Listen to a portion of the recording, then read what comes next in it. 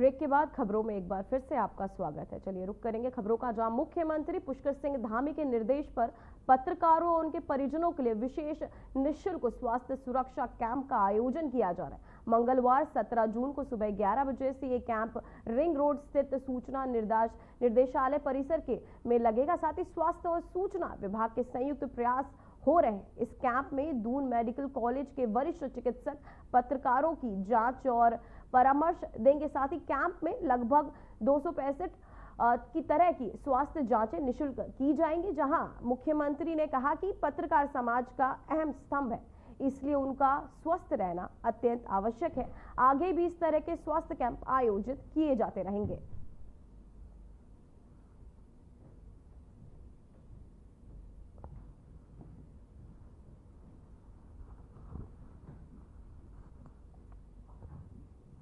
तो वहीं महिला सशक्तिकरण एवं बाल विकास मंत्री रेखा आर्या ने सोमवार को परेड ग्राउंड स्थित मल्टीपर्पज हॉल में एक आयोग परीक्षण शिविर का उद्घाटन किया। इस शिविर में देहरादून जनपद की 150 से अधिक आंगनबाड़ी कार्यकर्तियों ने भाग लिया। रेखा आर्या ने आंगनबाड़ी कार्यकर्तियों के साथ लगभग 40 मिनट तक योगाभ्यास किया। साथ ही उन्होंने बताया कि 21 जून को अंतर्राष्ट्रीय योग दिवस के अवसर पर प्रदेश के सभी आंगनबाड़ी केंद्रों पर योग कार्यक्रम आयोजित किए जाएंगे। साथ ही मंत्री ने कहा कि योग की बचपन से जीवन शैली का हिस्सा बनाना जरूरी है। साथ ही उन्होंने कहा कि यदि बच्चों को बचपन से योग के लिए प्रेरित किया जाए तो भविष्य में डॉक्टरों के पास जाने की जरूरत कम होगी। इस अवसर पर आपको बताते चले, निर्देशक प्रशांत आर्य, उप निर्देशक विक्रम सिंह, मोहित चौधरी, नीतू फुलेरा, डीएसओ रविंद्र भंडारी समेत कई अधिकारी उपस्थित रहे।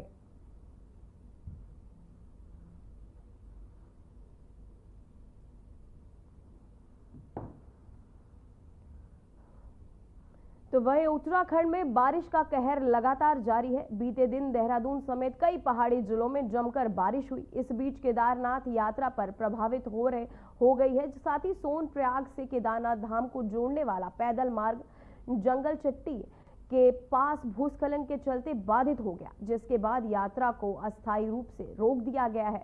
इधर मौसम विभाग ने 16 और 17 जून के लिए रुद्रप्रयाग, बागेश्वर, उत्तरकाशी और नैनीताल जिलों में भारी बारिश का येलो अलर्ट भी जारी किया है। तो वहीं मौसम विज्ञान केंद्र के निदेशक विक्रम सिंह ने बताया कि भारी बारिश के कारण कई स्थानों पर भूस्खलन की संभावना है। उन्होंने लोगों से अपील की है कि वे गदेरों और जल भराव वाले क्षेत्रों से दूर रहें और सतर्कता बनाए रखें।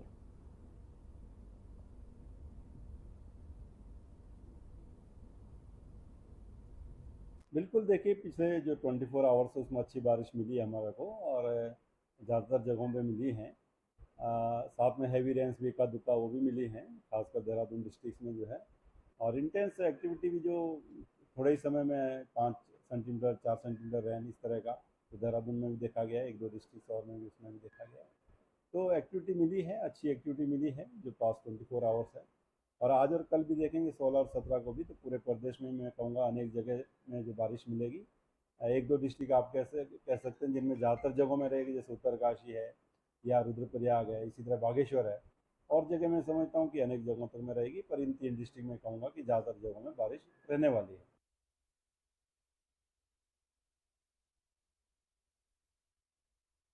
मौसम विभाग की लोगों से अपील, पहाड़ी जिलों में भूस्खलन की आशंका लगातार आपको बताते रहे बनी रही, जिसके चलते जंगल चट्टी के पास रास्ता बंद हो गया है। मौसम विभाग ने लोगों से यह अपील की है। तो वही उत्तराखंड में लगातार बारिश और भूस्खलन से 3 सड़क मार्ग बाधित हो गए। राज्य आपातकालीन परिचालन केंद्र के मुताबिक इसमें एक लोक निर्माण विभाग और 2 PMGSY की सड़कें शामिल हैं, जो मार्ग पिथौरागढ़ और एक मार्ग चमोली जिले में बंद है। सभी रास्तों को खोलने का कार्य तेजी से किया जा रहा है।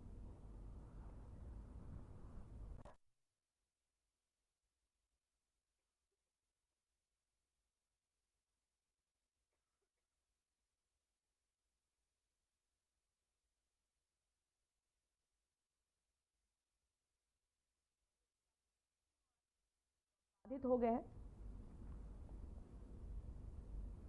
तो वहीं बीती शाम उत्तराखंड में भारी बारिश का असर जिम कॉर्बेट पार्क में भी देखने को मिला। पर्यटकों से भरी एक जिप्सी अचानक बरसाती नाले में फंस गई। कई घंटे तक सभी लोग वहीं फंसे रहे। बाद में पानी का स्तर कम होने पर वे बाहर निकल पाए। गनीमत रही कि कोई जनहानि नहीं हुई। इसी के साथ बारिश को देखते हुए कॉर्बेट पार्क को भी अगले आदेश तक पर्यटकों के लिए बंद कर दिया गया है। राज्य में बीते दिन तेज बारिश के चलते नदियों और नालों में उफान देखने को मिल रहा है।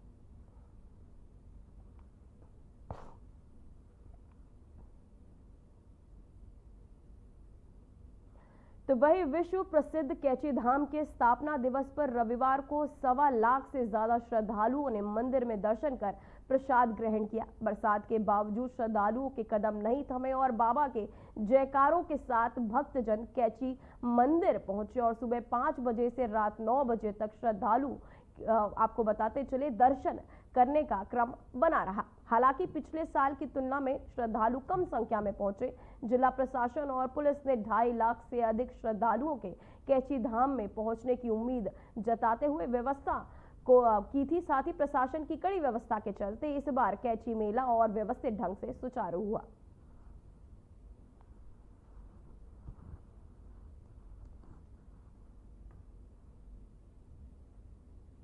अब वक्त हो चुका है एक छोटे से ब्रेक का।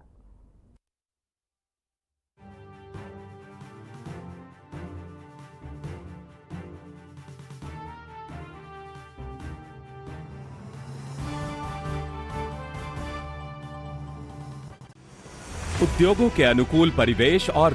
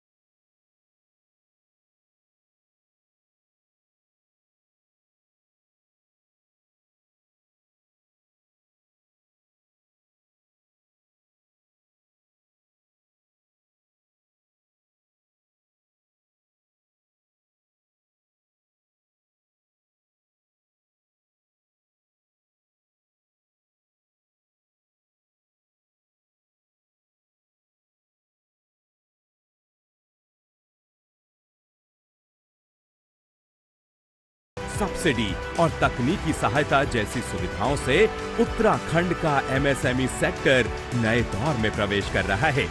ये नीति उत्तराखंड को आर्थिक समृद्धि और आत्मनिर्भरता की ओर ले जाने का एक बड़ा कदम है। राज्य में रोजगार के नए अवसर पैदा कर आत्मनिर्भर भारत के संकल्प को मजबूत कर रही है उत्तराखंड सरकार की एमएसएमई नीति 2023। नई एमएसएमई नीति दे रही है उद्योगों को विस्तार। उत्तराखंड में रुके पलायन, बढ़ रहे रोजगार।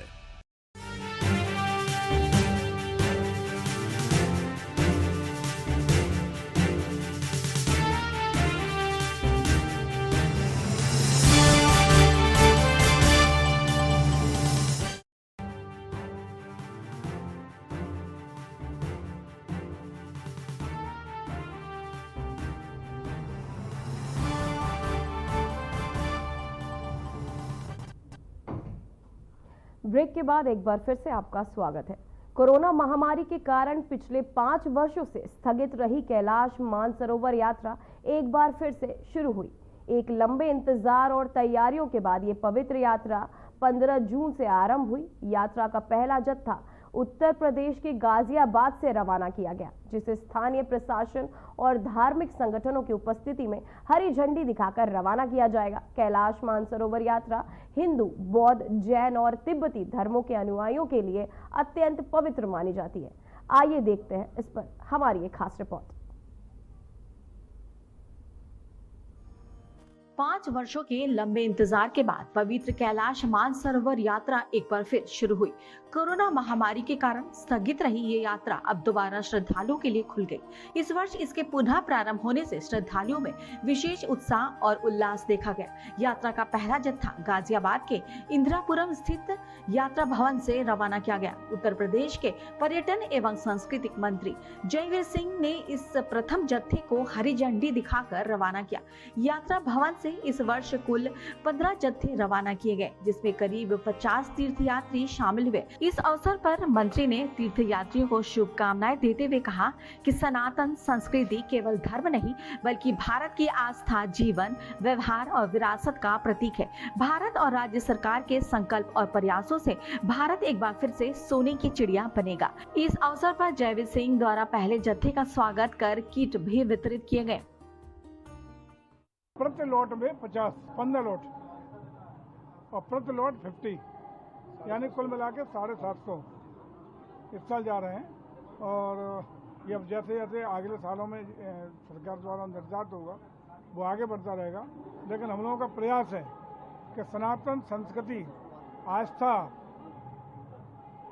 और जीवन कल्चर जो है, हमारी जो आस्था के साथ सनातन का विकास हो, अपनी विरासत का सम्मान हो, आर्थिकी के साथ आस्था जुड़े। इसके लिए हमारी सरकार, दोनों सरकारें, भारत सरकार और प्रदेश सरकार आदरणीय मोदी जी और योगी जी के नेतृत्व में आगे बढ़ रही हैं। और पुनः हम लोगों का संकल्प है कि इसी आस्था और सनातन के बल पर भारत सोने की चिड़िया भी बनेगा। और जो लक्ष्य है कि हम विकासशील भारत से विकसित भारत बनाने का 2047 तक सपना पूरा करेंगे, उसकी किरणें दिखाई पड़ने लगी हैं। हम 11वीं अर्थव्यवस्था से 5वें पायदान पर आकर के विश्व की 5वीं सबसे बड़ी अर्थव्यवस्था बने हैं। और निश्चित रूप से भारत उत्तरोत्तर अपने मुकाम तक, अपने लक्ष्य तक जरूर पहुंचेगा, इसी आस्था और आर्थिकी, अपने सनातन की संस्कृति के आधार पर।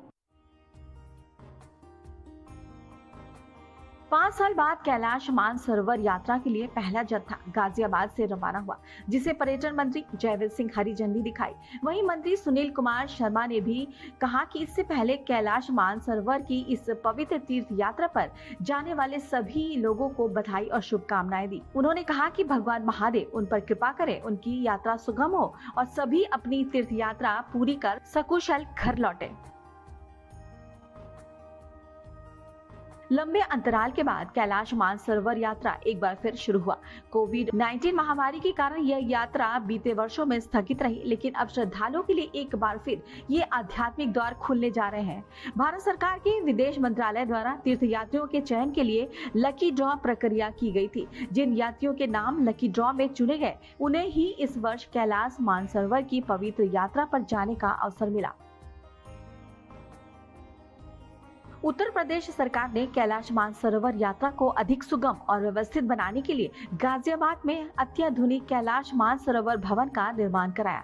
ये भवन मुख्यमंत्री योगी आदित्यनाथ की पहल पर करीब 94 करोड़ रुपए की लागत से तैयार किया गया। इस भवन का उद्देश्य न केवल कैलाश मानसरोवर बल्कि सिंधु दर्शन और अमरनाथ यात्रा जैसे प्रमुख यात्राओं पर जाने वाले नागरिकों को बेहतर सुविधाएं प्रदान करना है। यहाँ से यात्रियों के जत्थे रवाना किए जाते हैं और उन्हें ठहरने, भोजन, स्वास्थ्य जांच और अन्य जरूरी व्यवस्थाएं उपलब्ध कराई जाती है। मुख्यमंत्री योगी आदित्यनाथ ने कहा था कि हमारी सरकार का संकल्प है कि श्रद्धालुओं को आस्था की यात्रा में किसी प्रकार की कोई कठिनाई ना हो।